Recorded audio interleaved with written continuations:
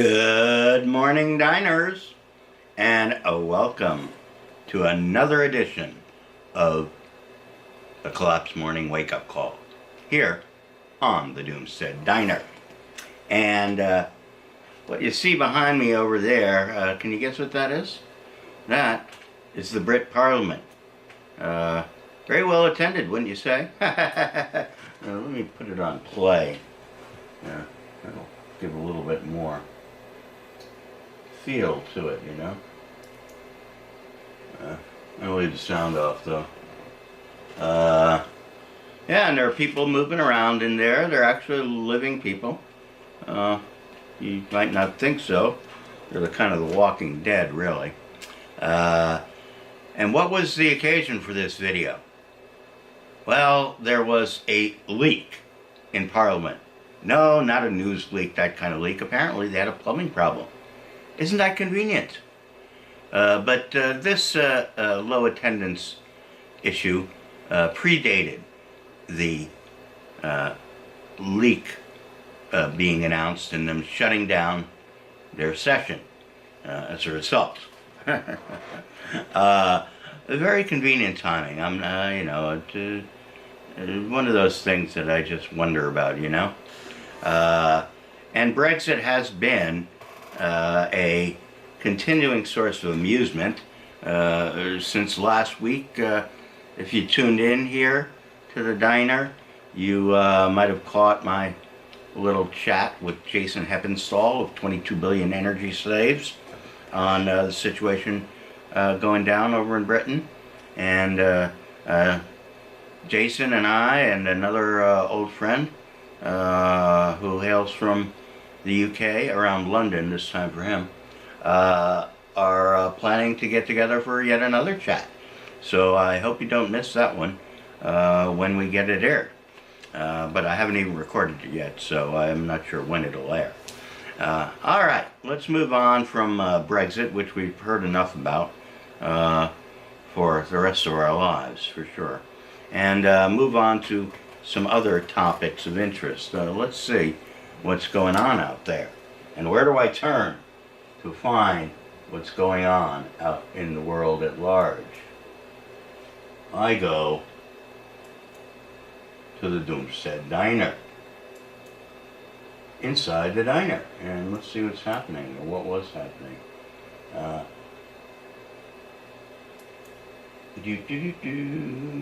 Let's start down at the beginning of the day.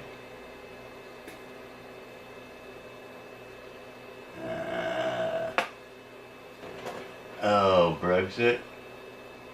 Tesla deliveries fall, especially for the high-end Model S. It looks like Elon Musk is running out of rich people to sell his white elephant cars to. Now, you know, there are lots of people out there worried about the environment who think that EV cars are the cat's pajamas. There is something from the Dark Ages. But,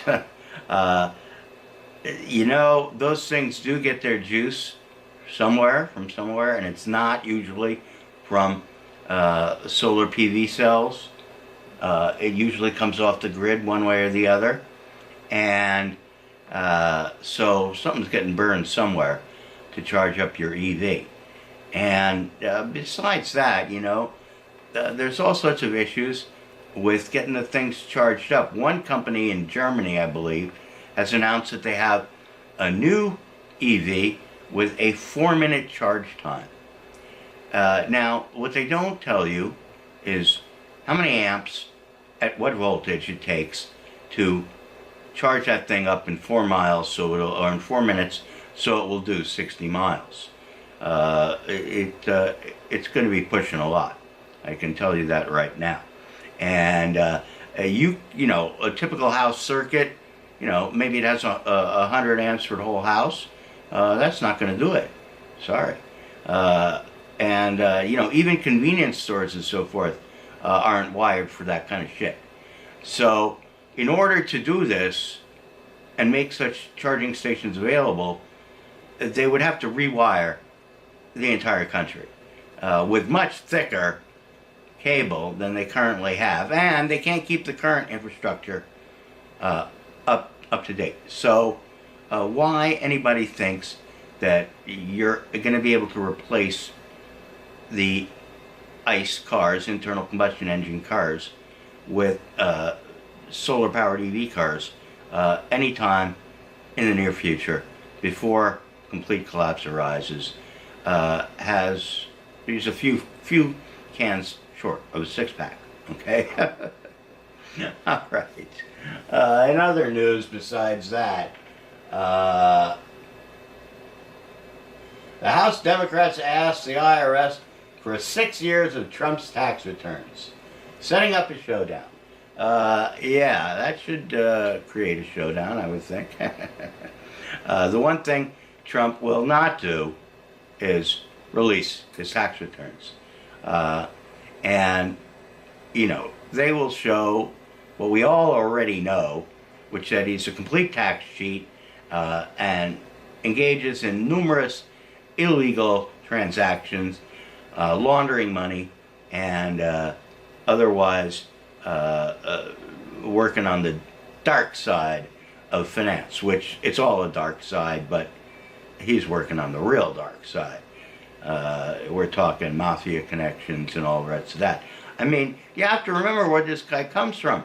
His father was a big-time real estate developer in Brooklyn back in like the 40s and the 50s, you know, and you did not operate in real estate in New York in those years without mob connections.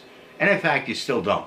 But it's, you know, more suits now than it was back then.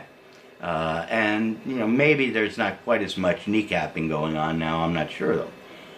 It may just not get as much publicity. So, you know the guy has been operating on a less than legal level his whole life. And then you've got his attorney, Michael Cohen, now trying to cut a deal because he says he has an old hard drive with 14 million incriminating emails or incriminating evidence. I'm sorry, if he's got 14 million files, they're all fucking spam on the drive. I don't know who's going to try to sift through that to find anything worthwhile and incriminating. And if Cohen expects to get some time off for this by cutting a deal with the feds from his current sentence, I don't think it's going to be forthcoming. Not for that. I mean, he's going to have to spit something up pretty good. Not an old hard drive with a bunch of spam on it. That just doesn't cut the mustard. Okay? Alright, anything else going on that's worthwhile to talk about? Persistent threats, the oceans are tipping, the climate is going berserk. I mean, that's all stuff we know about. Oh! Our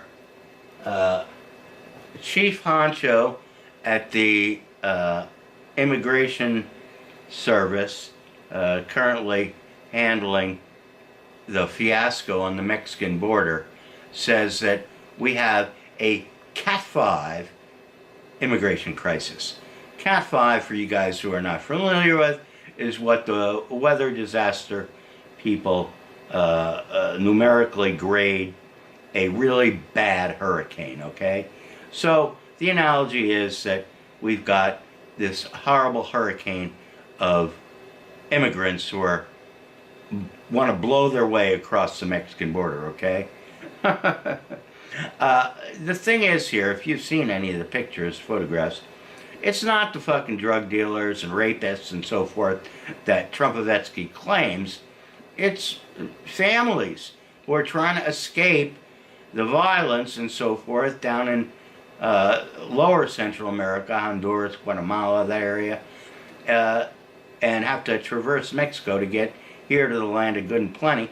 So they're trying to escape there. Who caused those countries to have political collapse and cause gangs and so forth to take over. You know who caused it? The FS of A, the place you and I live in. All right? We're stuck here, and, as things go, when things are really bad up there, it's better to be inside the belly of the beast than outside, but it has its downsides too. As you know, we're descending deeper and deeper into fascism every day. It is not a great, pleasant place to be living anymore. Not that it ever was that great or pleasant to be living here. At least it wasn't from my point of view growing up for the last half century in this country, which always has had deep problems, deep problems. And I've been talking about them and ranting on these things since I was a teenager and a pirate radio jock on WQLB in New York, serving all of Queens and Long Island. And sometimes if we pointed the antenna in the right direction, then we could get Manhattan too. Those are the days. This is pretty good too, though. I got more reach. I go around the world now. All right, is there anything else here? ICE arrests more than 280 at a Texas business. Yeah, okay. Did they arrest any of the people, of the employers at this place? No, I'm sure they didn't. They just walked all the wetbacks out of there, and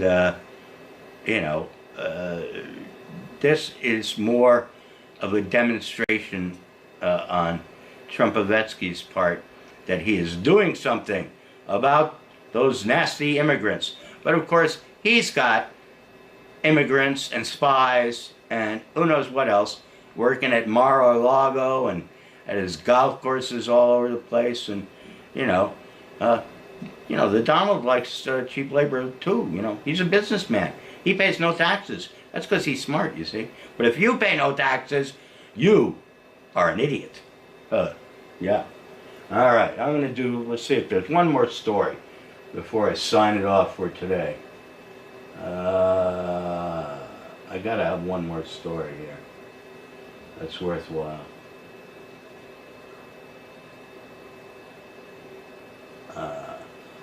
Here's a good one. Floating cities. The United Nations unveils bold idea to fight climate change. Guys, newsflash. The idea of floating cities is not new. Okay? I was reading about floating cities when I had a subscription to Popular Mechanics back when I was like 10 years old. Okay? 50 years ago. And we are no closer to having, floating cities that are self-sustaining and so forth than we are to having colonies on Mars, which, despite what Elon Musk and Jeff Bezos tell you, is not going to happen, and certainly not in the next 10 years. Okay, all this stuff, all this, rainbow shitting unicorn techno fantasy is always 10 years away. Fusion power, laser-powered fusion power, cold fusion power, interstellar starships powered by solar wind, and so forth. I read about all those things. They had great illustrations in Popular Mechanics and Popular Science.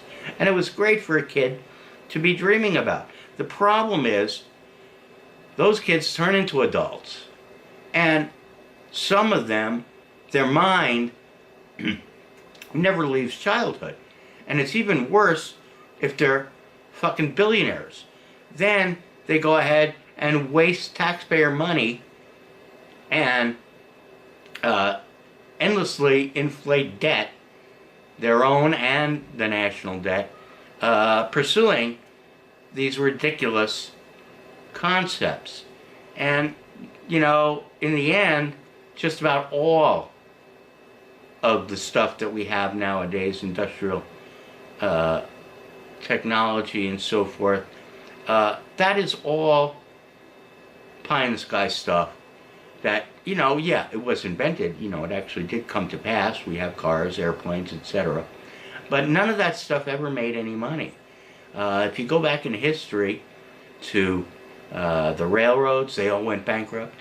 The airlines, bankruptcy, bankruptcy, bankruptcy. Pan Am, TWA, any of you recognize those names? Those are the Bay airplanes of my youth. Okay?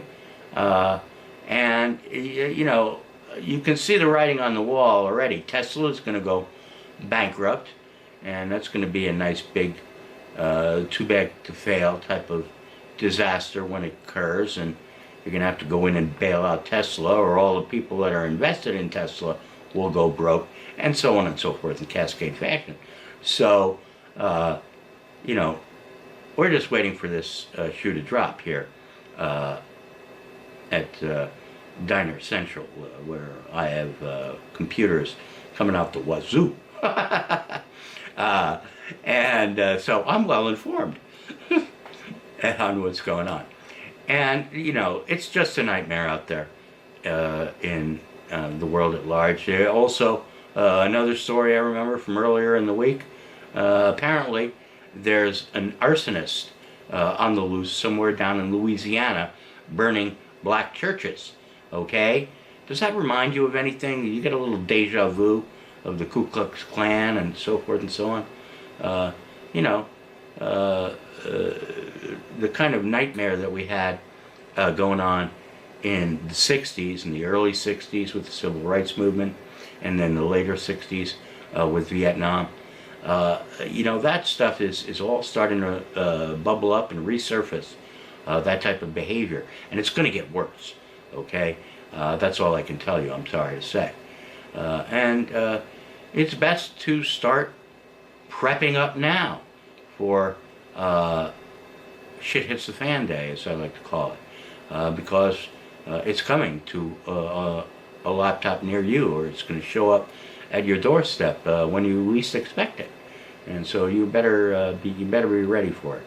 On that note, I will be talking again to another person, a new person I haven't spoken to before, regarding methods of prepping and getting yourself as resilient as you can be for the coming storm, which is going to be a doozy.